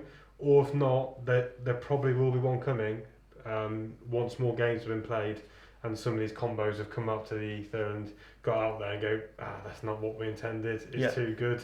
Sorry guys, your supplement needs a step back until you get your new one. Yeah, absolutely. So let's have a little quick look at the secondaries now. So this codex has brought in 3 new secondaries. How many secondaries did the Necron book get? 4. 4, so they got 4.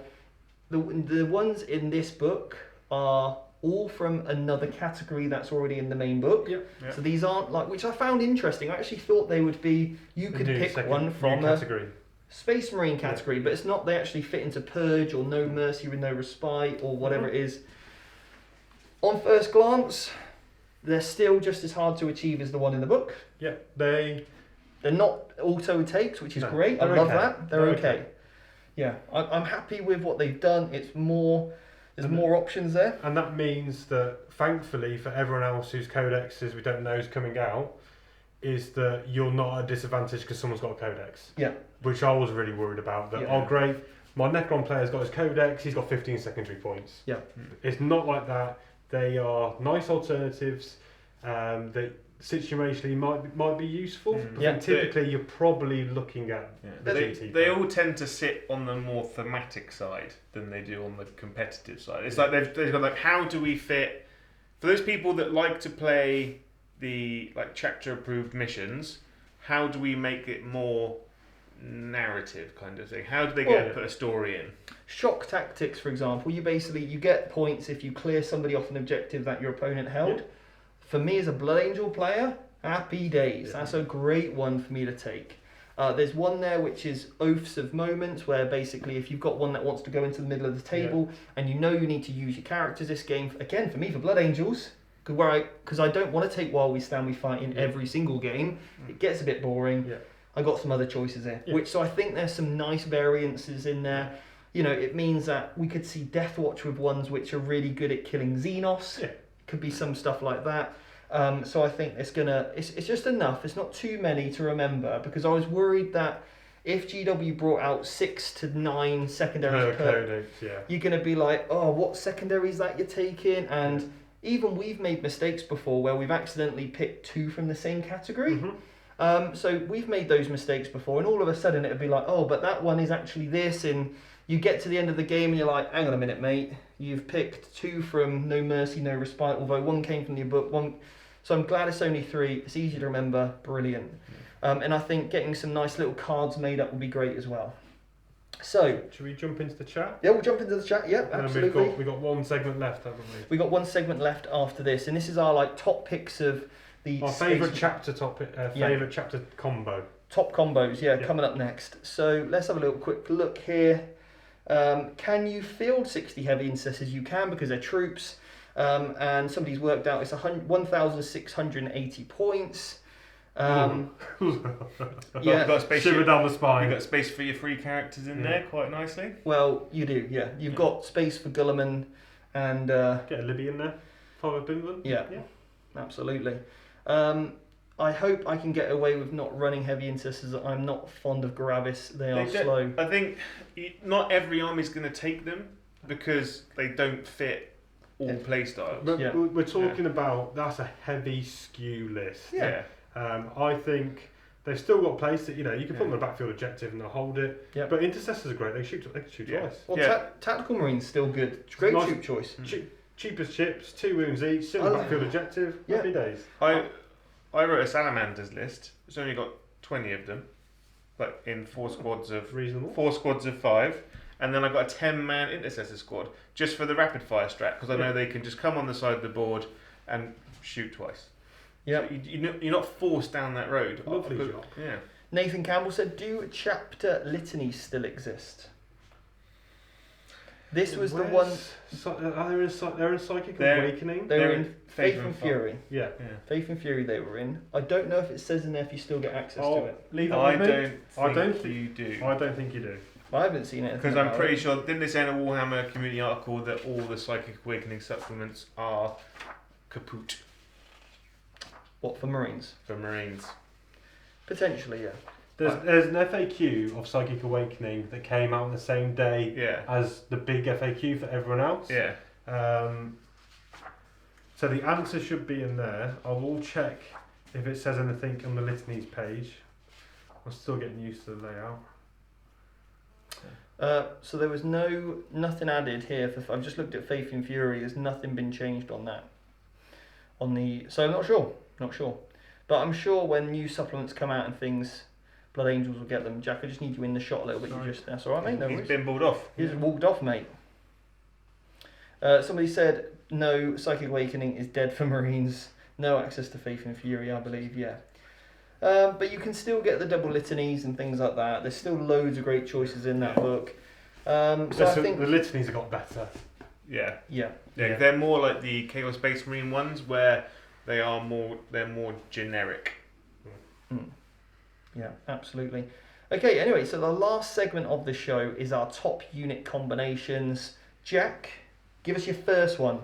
Raven Guard, close to your heart. Yeah, so I love Raven Guard. I love the aesthetics, love the jump pack infantry. And now, with these Vanguard vets getting 2 wounds, they are very good, I think. Good job we got 30 of them, innit? Already Yeah, built. I played 10 with them in 8th edition. Because of all the pre-game move strats and all that kind of stuff, they're a very good unit. Their major issue was their 1 wound and about for how many points they were. Yeah. Now they're doubly efficient with these 2 wounds. Did their points go up? Not really. Not really. Because they're about 300 with some special weapons and shields in. They're roughly the same now, but you got the extra wound. Yeah, I'm definitely thinking about bringing them back into my Blood Angels. Yeah. So what is the Raven Guard combination? Give us your top combo so they can pre-game move. So I've got a Warlord that's got advance and charge aura ability. Lovely. I can spend a CP to pre-game move and advance as part of that. Yep. And then I can... So at this point, you're 9 inches away from your opponent. Yes, basically. Okay, so you're 9 inches away before your turn starts. Yeah, so if you got turn 1, you pre-game move straight at the board, and then you move again, you're in your enemy's deployment zone. You can almost charge whatever you want. Yep. And you can do that with as many units as you want because it's a pre-game strat, so you can keep using that. So you could do it with 30 Vanguard vets. Yeah. Okay. I quite like it with the new chaplain on bike because... why is that? Because he could be a warlord? He can be a warlord, he's got great litanies, and he auto advances 20, so he can keep up. Yep. You don't have to worry about the advance roll on that character. Yep. He's going straight up, and he can advance and charge. So you know that you're going to get a 29-inch aura because of the Vox. Yes. So the relic, to extend that out, you've got a 29-inch threat range from him to the back of your one model Vanguard from vets, your Vanguard vets. Use an aura ability for reroll wounds, drop the stratagem, don't even risk rolling it. And turn 1, you're hitting your opponent with 30 Vanguard vets with Thunderhammers and Storm Shields, maybe some Chainsaws, Power Fist. I quite like Power Fist, they're quite cheap, and Lightning Claws are awesome. And we've thought about another combo for Lightning Claws, so we'll come back to those. But let's just keep down this train of thought. You could put a Whirlwind in, suppress fire 1 unit, their big hard hitter. Yeah, so I like 2 units of Vanguard vets. So if you get first turn, you spend a CP, you Whirlwind 1 unit, and then that means both of your units of Vanguard Vets hit first. Yep. Beautiful. And you've got your aggressors that are pre-game Yeah, moving. it's a very CP. If you get the alpha, you spend majority CP straight away. Yeah. But you could do such a crippling blow, it might not matter. Yeah. And especially with your Inceptors that you're using and the Yeah. aggressors. Oh, it's ridiculous. So I think that's a really scary combo that you're going to be on the receiving end of if you're up against a Raven Guard player. So you need to make sure you make them go second. That at least helps you a little bit to play a game. You get a turn then, guys. You get a turn. So next up is the White Scar. So Jack, I'll let you carry on with this because I know you're the Vanguard Vet man. So again, it's Vanguard Vets. Yeah. The White Scars allow you to advance and charge. Yep. There's relics to get +1 on all those, move, advance, charge, etc. And you stack them out with lightning claws. Okay. You Why? get 10 of them lightning claws. Yep, So so they've now changed. So you get +1 attack per claw. So that is 5 attacks. 5 attacks and a charge for a Vanguard Vet. Yeah, that's 51 attacks. Yep, because you got your Sergeant. Yeah. And you drop 2 CP to an Assault Doctor in turn 1. Okay. So that means you're now AP3. -3. And a White Scar damage 2. damage 2. Yeah. So now And you... you're re-rolling wounds innately. Yep. And you could get your Chaplain there to re-roll hits. Or a band to get +1 to hit. I think at that point you might not need If it. you've got the Khan, he gives them +1 +1 to to wound. Yeah, Yes. that is horrible Yeah. Yep. with those claws at 2 damage. And I'm pretty sure you can play a stratagem on them for every 6 to hit, either auto wounds or you get the one where you get I think it's just auto wounds on 6s. So Maybe you'll re-roll wounds. So Yeah. But That might only be a Primaris, it's so that's nasty. not... Mm. But wow, that is crazy. 50 attacks, re-rolling hits, re-rolling wounds, -3, 2 damage. Pick it up, son. Yeah, get You that know, off the table. Don't they're- even make me re-roll this. Their threat range is 30 inches. Yeah. Well, it'd be 30, probably about 32 with the pluses on the relics and stuff. Yeah. Scary. Yeah, Absolutely scary. So, Joe, over to your next combination. Yes. Salamanders. Tell us what it the is. Salamanders, it's nigh on unkillable unit. You can do it with Blade Guard or Thunderhammer Storm Shield Terminators. Dealer's choice, basically, on this one. Because you get the -1, you ignore the -1 AP, you've got a 2-up save, you can be in cover, you can put... So, let's break this down quickly. So, a durable unit with either 3 wounds or toughness 5, something like that. yeah, But the key component here is a Storm Shield. yeah, because that gives you +1 to your save. Okay, so it has to, and ideally probably a Primaris unit, Yeah, because then obviously, Transhuman. you can 'cause you can transhuman them. transhuman, yeah. But Terminators start on a 2+ save anyway, so they go to a 1+. Yeah, How low can you get this save? So if you got, so let's go with the Blade Guard. yeah, So your Primaris, you've got Transhuman on. Okay, it costs you 1 CP for this 5-man unit. The other stratagem. So let's talk you can about give how yourself +1 toughness. So it can be toughness 5. Yeah. You can, if you have an apothecary nearby, you can get the 6-up Feel No Pain on top. You can make yourself -1 to hit. Yeah, make yourself -1 to hit. If you're in cover, you get the +1. Okay, so you're in cover now. Yeah. Yeah. So you get a 1+ save now. Yeah. 1+ save. Is there a spell?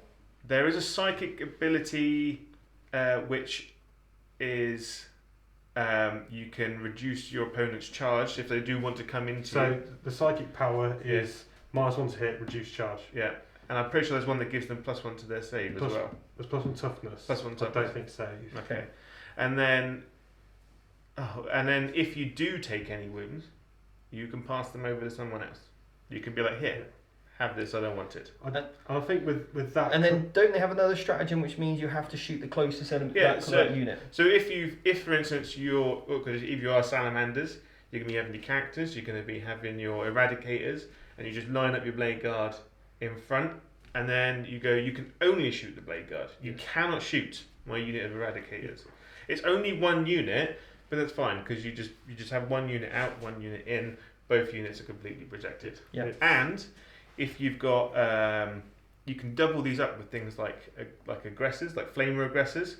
So if your opponent does want to charge you, those aggressors can overwatch and they're over the top and then charge you. Yeah. And you obviously, unless you charge those aggressors at the same time, they count as charging. Yeah. So they get to strike first. It's a spicy meatball. It is. It is nice. Very, very good unit. So, okay, Jack, back over to you with your Iron Hands. What is it? It's a little dreadnought bundle. You do love your dreadnoughts. So guys, so go to Games Workshop, open a new cart, and you're going to need the following. You're going to type in, what is the first unit? So this is about 700 points worth. 700 point. It's a combo, a bundle deal. 700 point. What is it? What's the first unit? A Master of the Forge. Master of the Forge. So Primaris Tech Marine goes in. Yep. So what he does is heals flat 3. Lovely. +1 strength and attack to dreadnoughts. Take that. Nice. Cracking. You take a Primaris Captain or Lieutenant. Or either or. Okay. And then you take 3 Redemptor Dreadnoughts kitted out as you like. Okay. And you put them in Iron Hands. Okay. So the reason you need a Captain or Lieutenant, they changed Wisdom of the Ancient Strat to be, you can choose reroll hits of 1 or reroll wounds of 1. Very nice. In an aura to affect those Dreadnoughts. So as an Iron Hand, they get inbuilt Duty Eternal, because it's a Dreadnought, so -1 damage. Yep. You're on a 6 at Feel No Pain. Yep. So that means you're reducing damage by 1, you're then saving 160 wounds that come through, so you become very resilient to be killed, and then if you don't die, you'll get repaired by the Tech Marine for a flat 3. Can you put an Ironstone on that one of those characters? I imagine that will be FAQ'd. Yeah. I don't know as it is today, Yep. but they stopped double stacking of that previously with So Iron Hands, didn't they? You can still make a character dreadnought. Is that right? You You still make a I character haven't, dreadnought. I haven't checked all that, but You can obviously move now and shoot without the penalties because the big guns never tire. Yeah. So that's great. And also you get inbuilt reroll 1s on those dreadnoughts. Yeah. Fantastic. So you might not even need the captain necessarily. And your in turn Tech, one. the Tech Marine can give one of those Dreadnoughts +1 to hit, so he's hitting on 2s. And what you can also take is a Derideo dreadnought 5 invulnerable. with the 5+ invuln bubble. So you got your free. Does the Librarian give a 5 at Feel? It's a core unit, isn't it? It could be. It could be But- infantry. Have a look, Jack. Yeah, but you can see where we're getting to. It's a resilient dreadnought with. So they're getting 6 attacks on the charge, and with a Redemptor Fist of flat 3 plus D3 damage now. Yeah. It's nice. You could just walk into the middle of the table and you'd be like, I'll be having this, thank you. Yeah. It shoots, it hits, it does everything. Fights in every phase of the game. Yeah. Killing a wave serpent, like you've mentioned before, is tough going. When you've got to take out 3 repulsors. Redemptors. Redemptors. Repulsor, Redemptor, Redeemer. Yeah. You know what I mean? Yeah. Dreadnoughts. Then obviously, very, very good. That'll be great to see as well. That'd be quality. I'd love to see that on the table. Next up is, you asked me what to do with my Ultramarines list. Yeah. And I had so many options. Because I think Ultramarines are the money makers. Why I love Ultramarines is, now for 2 reasons. I never thought I would ever say this. Never thought I'd say this. But Rabute Gulliman may be coming into my list. I cannot believe I'm saying this, but I will be getting the 30k model, not the 40k one, because I just want that marble stand with his stick like that. Like, I'm the boss, boys. Yeah. And I've just mastered how to do marble effects. Anyway. The reason why he's important is because he still gets his old school Jack to Master rerolls, which I think is cool. Actually, you pay a massive premium for him. He is a Primarch. He is the daddy of all the Ultramarines. It makes sense that they want to impress him. Yeah. So I think that's fantastic that he's now a good pick. You get your reroll 1s to wound. You get obviously his reroll ability to hits for all units. You can redeploy 3 units still with Ultramarines. Yeah. So I'm still thinking 3 big units of something. That could be 18 eradicators. It could be 18 aggressors. It could be, I could go 6 aggressors, 6 eradicators, 6 blade guard. Got a tool for every option. I can deploy it back. I can redeploy it forward. Whatever I want to do. I can take the Phobos Librarian with Lord of Deceit, redeploy my infiltrators in the middle of the table. But my list at the moment, as a joke, was Calgar, Tiggy, Seal of Oath Relic on the Lieutenant, because that still affects all units within reroll all hits and wounds. 15 Eradicators, 15 Blade Guard with 15 Infiltrators. That would be a good list, I think. But aggressors are still going to be in there. We've spoke about suppressors now. Yeah. And I'm going to talk about that a little bit more with the next one, but I could easily see some devastators, suppressors being added into that list as well. So or you just go for the 160 or the 60 heavy intercessors, with insert couple of characters for Ultramarines, because Ultramarines get to move and fire, which means their 36-inch range, strength 5 -2 rapid fire guns are just going to put a silly amount of shots out, and they're just going to be so durable. And again, play the mission really, really well, because you can hero clean intervene with units because of warlord traits. You can overwatch for each other. You can fall back and shoot, fall back and charge with Ultramarines. They've got all the tools in the toolbox. So Ultramarines for me are a real key player. Now the next one is Imperial Fists. So Imperial Fists, let's talk about their doctrine. Obviously only cracks on if you're strength 7 or more, right? Yeah. Cool. Yeah. So what we've got in this list is the Firestorm turrets now. Yeah. These are elite heavy support. Heavy support. Yeah. Okay. Now you can take 3 in a unit. 3 in a unit. Hit on 2s, right? Because they're a tech marine. Yep. Okay, cool. So you've got 3 in a unit. So you can take 9 of these bad boys, and these get a 6-shot strength 7 -1 damage 2 against a vehicle will be damage 3. Heavy doctrine, you're going to be -2. Yeah. I think they've got an ability if you roll a 6, it's an additional AP or whatever it might be. You can play a stratagem on them to get +1 to wound versus vehicles. Yep. Yep. So you've got that, and then what we've also got in this list is 9 suppressors. Okay, so we've got 9 of these storm turrets, 9 suppressors. Suppressors have gained an extra shot, which is incredible. I love suppressors. I think they're a really good utility piece. Yeah. Fast moving, put them in deep strike. They can come down, one punch something real nice. Love them. So 9 suppressors with a captain with the Eye of Hypnoth or something to give you reroll hits of 1, reroll wounds of 1. And then I'm also thinking double drop pod with 15 heavy bolter devastators packed in nice and cheap, and that just comes down 36 inches away wherever you need it to with your suppressors, and that is a horrendous amount of firepower at strength 5 -2 damage turn 1. Beautiful. So I mean, you can input whatever you might want there, change some bits about, but that is a very tasty heavy support based list. Yeah. So anyway, that concludes, guys. Wow, the longest podcast we've ever done. 146 minutes? No, an hour and 46 minutes. Any last comments, guys? Are you excited to play Marines? I'm very excited. I'm looking forward to getting these Raven Guard and Dark Angels out. Yeah. Are you excited about playing Marines? I'm really excited to play Marines. Yeah. I kind of had a bit of a sabbatical away from Marines for the last 6 to 8 months. Yeah. But I'm really excited for the potential of what Deathwatch will bring in the future, and they're my favourite. So. And that's actually how we met, wasn't it? Yeah, I met Steve at a qualifier because he'd done really well with his Deathwatch. He'd been on the stream, stuff like that, and I was like, I've got 3 start collecting boxes of Deathwatch on my table ready to build the moment I get home. You were like, what do I do? Yeah, what do you do? What have you done that I can do? Yeah. And he was like, Storm Shields, Storm Bolters. Yeah. And we got talking, and it turned out that we literally lived 10 minutes away from each other. Yeah. So anyway, I regret going to that event now. Yeah. And then he just latched on to me from there, and I haven't been able to get rid of him. Yeah. That is true. Anyway, so I'm really excited about playing my Blood Angels. And I'm also really excited about playing my Ultramarines. But more importantly, I'm actually really excited to play against Marines, because I feel like a Marine player isn't just going to win on easy mode anymore. No. They're going to have to work. You're going to have to earn it just that little bit more. So I'm really excited to play Marines. I'm excited to play against Marines. So GW, thank you so much for what you've done for us. It's been brilliant. Keep doing what you're doing. Some of the things that we suggested, hey, it's just our opinions. But review it, play test it, do what you need to do. If you ever obviously want us as play testers, we would absolutely love to do that. And if you guys in the chat would like us to do the same, give us a like, subscribe, and we'd really appreciate your support as well. And remember, no matter what you're doing out there, we hope you have a great day. And remember, for that mental health day as well, just pick up the phone, call a friend, speak to somebody that you haven't, lost contact with maybe.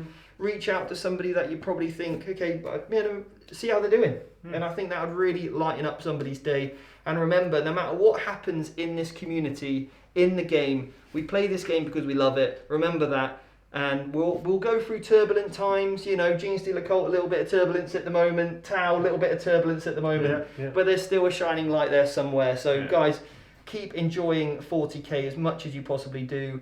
And if you'd like to leave us a review on the podcast, please do that. We absolutely love your support on there. We've had some great comments and feedback recently. So until next week, we'll see you guys later. And take care, and we'll see you soon. All right.